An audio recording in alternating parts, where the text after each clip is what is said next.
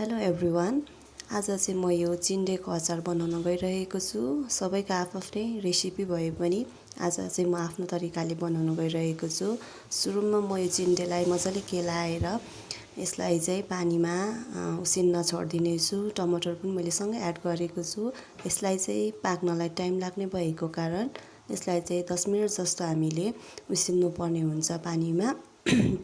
अनि यसलाई आलु पनि चाहिने भएको कारण मैले आलुहरू पनि उसिनेको छु र आलु चाहिँ उसिनेर पनि रेडी भइसकेको छ। अनि यसलाई आलुलाई छिनेर मैले प्याजहरू यसलाई चाहिने धनियाँ मरमसलाहरू सबै रेडी गरेको छु।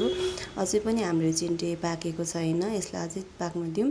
र यसरी पाकिसकेपछि मैले यसलाई मसिनो पिसमा काटेको छु र यसमा अघि उसिनेको आलुहरू टमाटरहरूलाई पनि मिच्दै मैले एड गरेको छु। टमाटर, प्याज, धनियाँ खुर्सानी, नुन, जिरा धनियाँ धुलोहरू यसमा। अनि मैले छोप पनि एड गरेको छु। छोप चाहिँ मैले तोरीलाई भुटेर यसलाई पिसेर मैले तोरी पनि एड गरेको छु, तोरीको धुलो।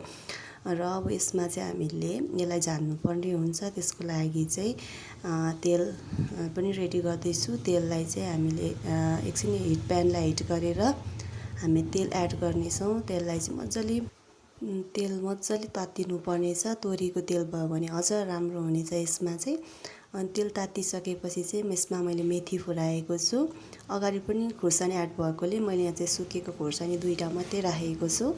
अनि यसरी मजाले खारिसकेपछि एकछिन अफ गरेर सेलिएपछि बेसार एड गर्ने। अनि यसलाई चाहिँ अचारमा मजाले झार्नुपर्छ र अचारलाई मजाले मिच्नुपर्छ, मोल्नुपर्छ सबै मरमसला लाग्ने गरी। र यो चाहिँ खानको लागि रेडी हुन्छ।